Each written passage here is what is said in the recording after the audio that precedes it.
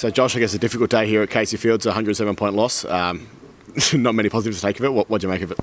Yeah, disappointing day. There's no doubt about that. And I think our supporters at Northern and our Carlton supporters have come to expect better from us in the opening round. So really disappointing day. We didn't have enough depth in terms of effort from players, and obviously we lost some personnel along the way as well, which is disappointing. So I guess it's a good opportunity to really reflect and regroup now and make sure we take something from it and we move forward. And a quick word on Tom Wilson and Kieran McGuinness, both serious injuries. Have you heard anything about them? No, I haven't yet. Obviously both left the ground. I think went to hospital to get checked out. So we obviously hope they're both going to be okay.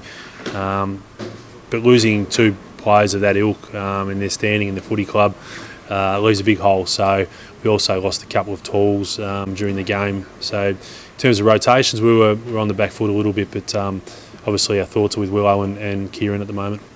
And it seemed from the very start we're on the back foot. What did you address to the boys at quarter time, and I guess pre-game that didn't quite turn out well? Look, it probably wasn't one thing. I guess we really focused in on the contest around the stoppages. Knowing Casey liked to back feed and chain out, we thought if we could get our hands on it enough, we might be able to stem the tide there. But they were just too clean. In fact, they showed us up in that area of just being clean and tight and strong over the ball. So I think we're going to get a really good picture to show our players of what it needs to look like, and from there we're going to have to put an action plan in place to make sure we can get to that level, not necessarily in a week but over time. And hard to take positives on a day like this, but I guess the form of Nikki Grahame coming back down to VFL level was a positive to take. He was terrific. I thought his leadership and the way he applied himself to the structure and the game plan was fantastic. No secret, he was probably our best player. I thought Matty Korchek, he got the opportunity to ruck by himself in the second half. I think he finished with about 41 hit-outs, so I thought he took a really big step forward and should gain a lot of confidence.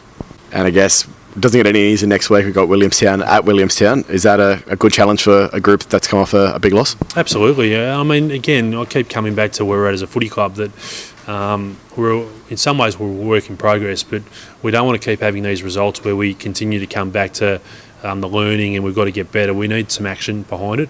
So there's no better way to approach this week than against a side that's, in a lot of ways, set the benchmark in the competition. So we'll find out a fair bit about ourselves, and obviously we know what Williamstown can produce, so it's going to be a really tough encounter and affair, and we need to be up for the fight.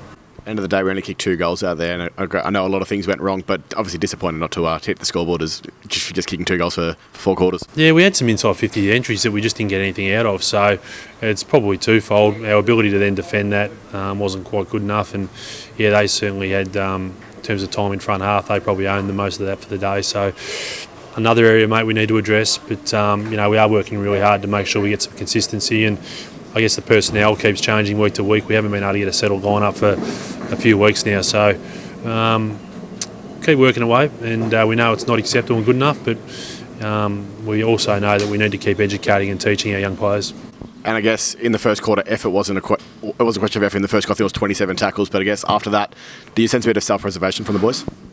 Look, I think whenever there's some resistance in terms of an opposition and there's a new game plan and there's new expectations, sometimes you default back to what's comfortable, and we're still trying to work through that with our boys, and there's been some positive signs in that area, but we just need to be able to endure for longer. So we'll keep celebrating and rewarding the good stuff, and we'll keep challenging those and the systems that aren't being adhered to and not working. So probably easy to throw the baby out with the bathwater a bit, but we need to make sure we're really measured in how we review the game and get some clear focuses to go forward with, and we keep fronting up.